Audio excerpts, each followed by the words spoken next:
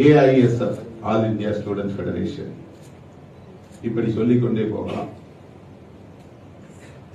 ஆனால் ஐகெஃப் இது போன்ற கட்சி சார்ந்த மாணவர் அமைப்பு அல்ல, கட்சி சார்பற்ற மாணவர் அமைப்பு.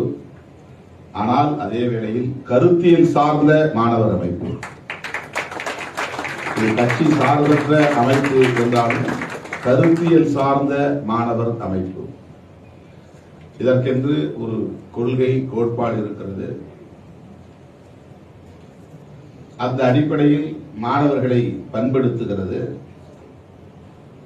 மாணவர்களை தலைவர்களாக, தலைமை பண்புள்ளவர்களாக மேம்படுத்துகிறது.